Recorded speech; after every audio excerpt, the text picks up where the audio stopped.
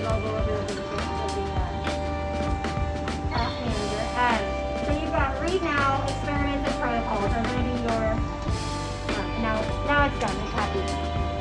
So we've got read now, experiments, and protocols. And a read now step is just kind of a grab and go. I don't want to build a method.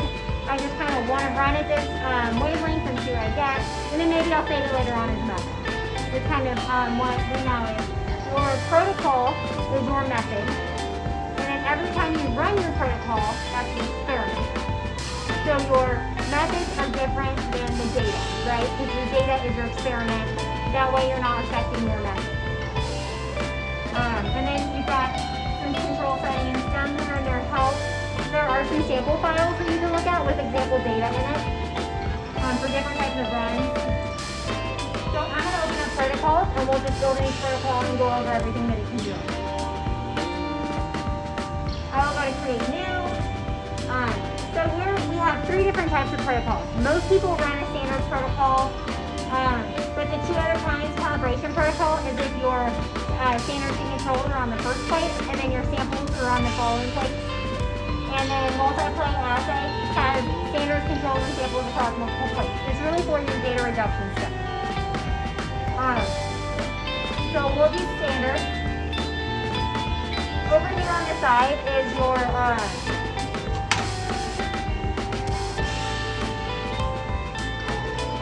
I like to pin this out. You don't have to, I like to see it. So if you hover over here, this will come out. This pin right here will pin it out for you so you can always see it. There's 4 steps to your protocol. Your procedure, your plate layout, data reduction step, and your export builder. These 4 things are the same 4 things up here. It's just another way to get to the same thing. So we will start with procedure.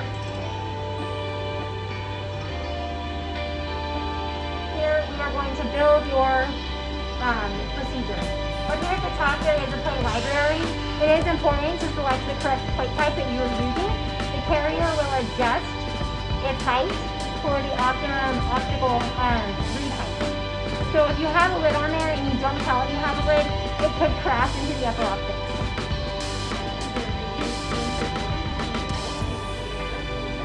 I think this one just does it from the bottom.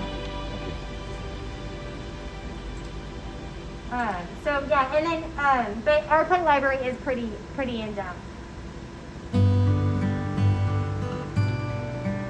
We'll leave it on the standard 96 well one. That's kind of what I use.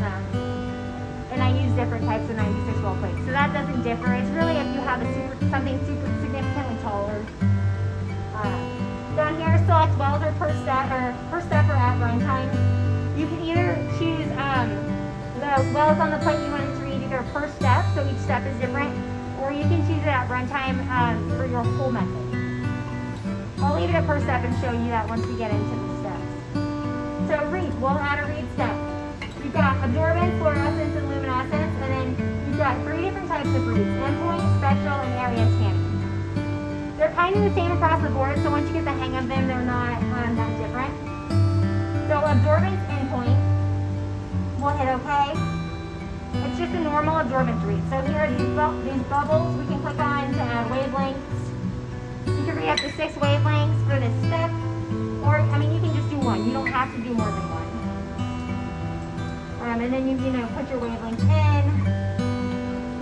This read speed, normal or sweep. A normal read will take 8 reads in the center of the well and give you the average value. You won't ever see 8 values.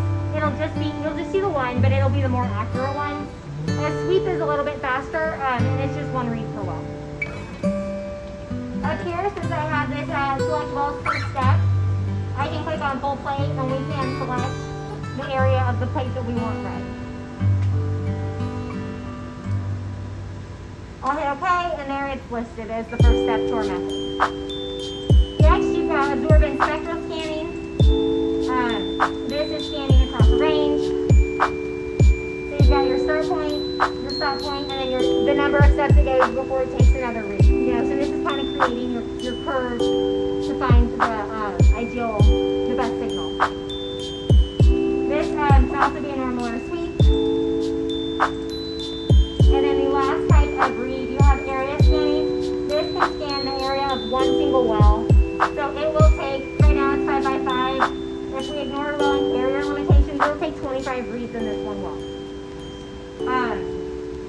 change this, it does have to be an odd number. It'll tell you if you put an even one in there that it wants an odd one. And then there's the wavelength. So next, fluorescence. You'll see that absorbance was using the monochromators right here. Yeah. Fluorescence has switched to using filters. Okay. So you've got endpoint and area scanning.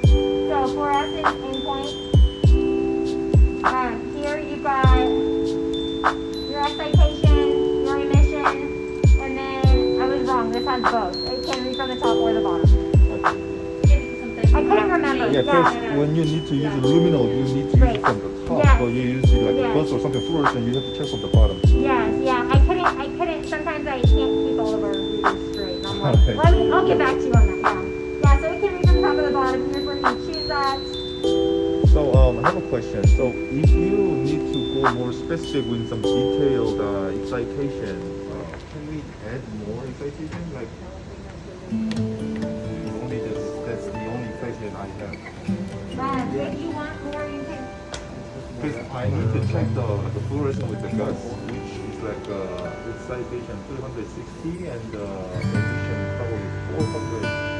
Like probably similar, but Right, because this will be from like 420 to 455. yeah, just.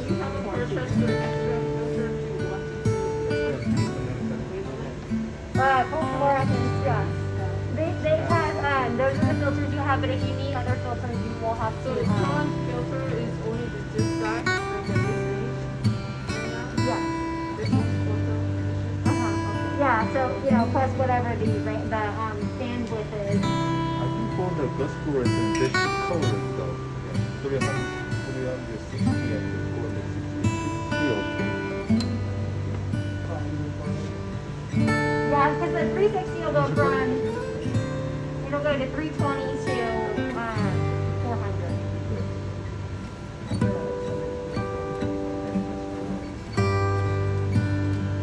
Yeah, and then your emission. The gain will, I recommend running your auto scale for the gain and have it automatically adjust itself. Just at least the first few times. It will take a few seconds at the beginning to auto adjust that. And then once you have an idea of what the best gain is for your run, you can just put that in here. And then it won't auto scale itself. And then read height. If you have the correct plate type in there, I'd probably leave the read height alone, because that is when you run into the danger of crashing into the optics. But it can be adjusted if you want to. So, next you've got fluorescence area scanning. Similar to the absorbance, right here you have one more click, and then there is your well. You'll see these circles are bigger because the probe is larger. And then that's where you can adjust that.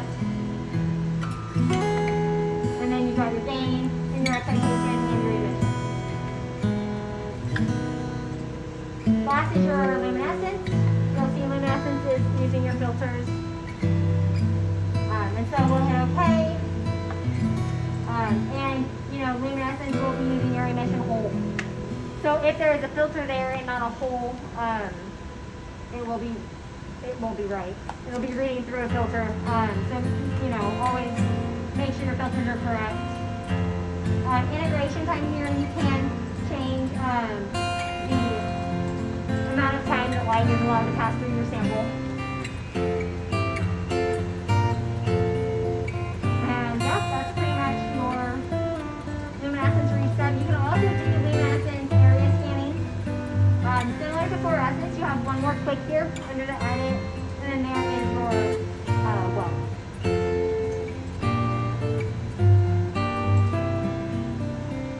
Next, you do have thermistors on this, so it can be temperature control.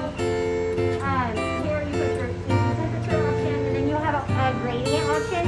If you're using a lid and you see condensation at the top of the lid, we recommend doing a gradient of 1 or 2%, and that will create a difference enough that there is a condensation on the top of that. This has the ability to shake. You can do a linear or an orbital shake. duration, and then you can adjust the frequency. Just kind of be mindful of how full your wells are. It can spill. You can create a kind of loop, runtime interval. So if you have a runtime that's 10 minutes, every minute it's going to read, so it will give you 11 reads, because it will read one at the very beginning. If we do that, this will kind of give you arrows. This is our loop. Everything has to be inside of the arrows that you want to kinetically loop, right? So you can have steps outside or in or after. But if you want it to be in a room, you don't have to drag it. You can drag and drop in here. You can copy and paste in here.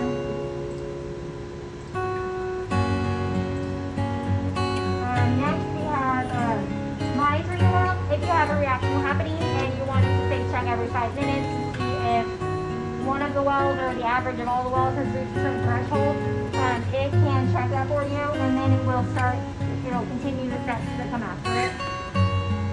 Here's where I like to point out our help screen. Our help is actually helpful.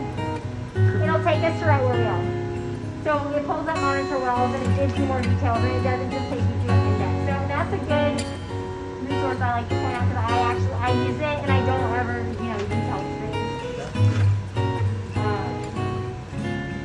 You can add a delay step in if you want to delay it. You can add a play in-out step if I have it ready, I want to do it out, so I can add something to it. I can put that in there, and a box will pop up and it won't continue until you press OK. Put that in there. Whatever. I'll put a shake in there.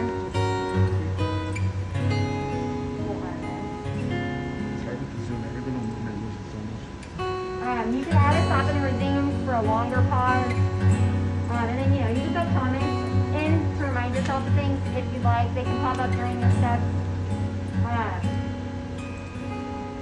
And so this validate button down here, that is, I think, most helpful when you're doing a kinetic loop or a kinetic run. That'll kind of just check and make sure that your timing pans out correctly.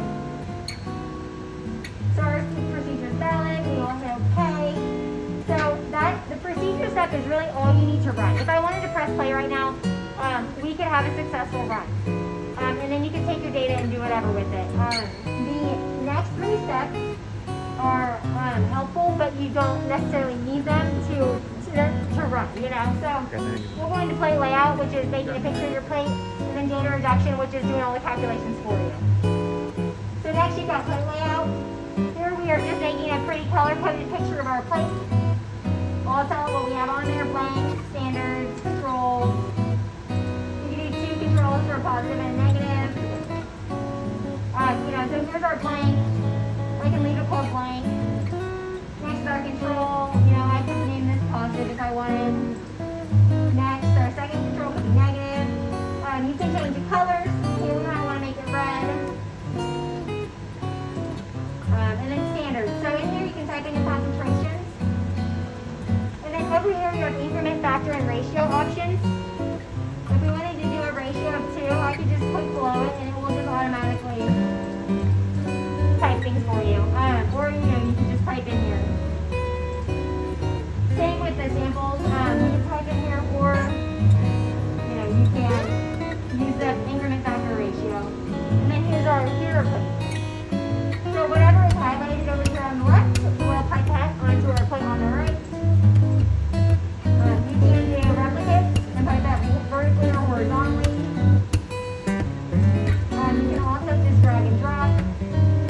And we can just, fill the rest of the table with this. We can export this or import another one if we use the same one over and over, so you don't have to go through all of these steps. I'll hit OK. Next we have data reduction. Here's where I'm going to tell what I want to calculate out for me.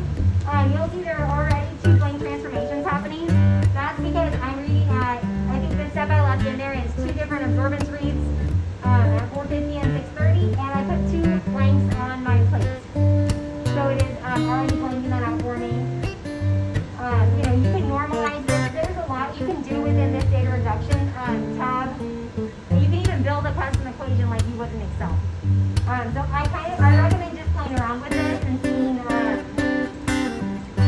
what all you can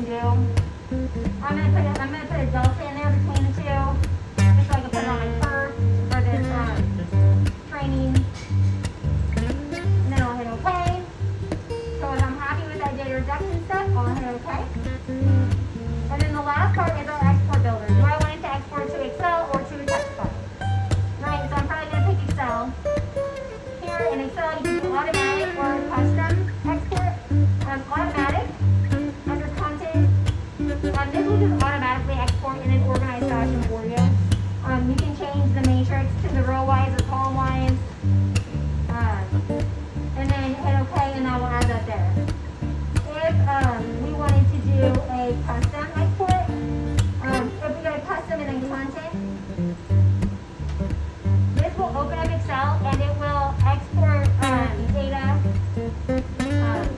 We will build our Excel template the way that we want it to export. So, first,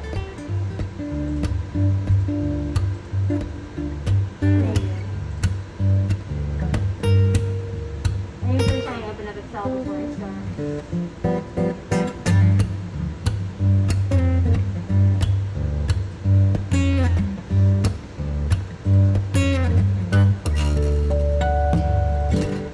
Well, so the takeaway from that is in the tab at the top there will be an add-ins tab, and it will say add-in.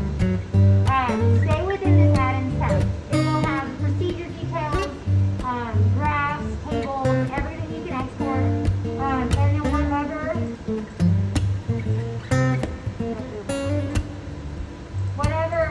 cell that you're in, it will dump the data in that cell.